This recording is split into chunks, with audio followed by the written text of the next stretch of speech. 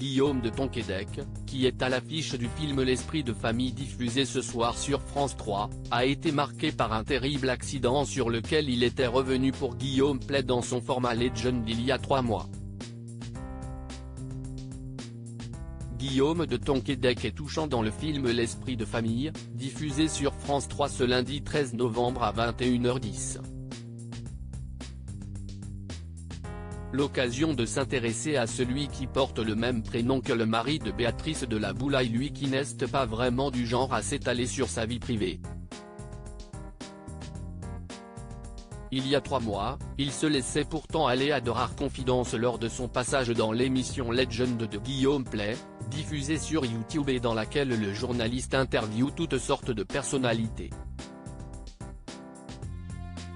Autour de quelques verres de vin, il est notamment revenu sur ce terrible accident de voiture dont il a été victime il y a une vingtaine d'années. Je roulais tranquillement sur la voie de droite, et un 15 tonnes, un camion, note de la rédaction, s'est rabattu sur moi.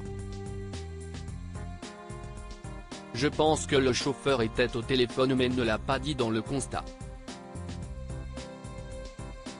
En plus, j'étais certainement dans son angle mort.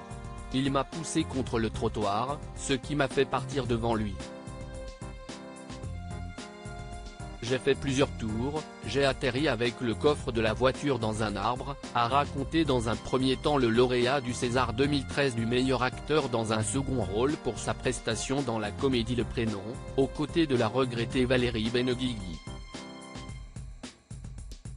C'est en s'extirpant de son véhicule qu'il s'est rendu compte de ce qu'il venait de vivre. Je suis sorti en me disant, je suis marié, j'ai 3 enfants.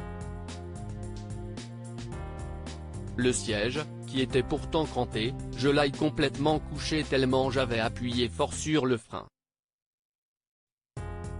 Il y avait aussi une voiture de la gendarmerie qui était là tout à fait par hasard, qui a mis des gyrophares et qui a arrêté la circulation. Celui qui est originaire de Bretagne et possède une maison dans les Yvelines a eu peur que tout s'arrête, mais est finalement parvenu à sortir sain et sauf de cette situation.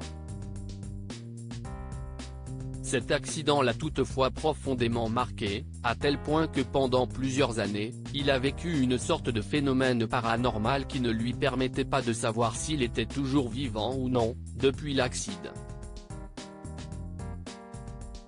Sacrée histoire.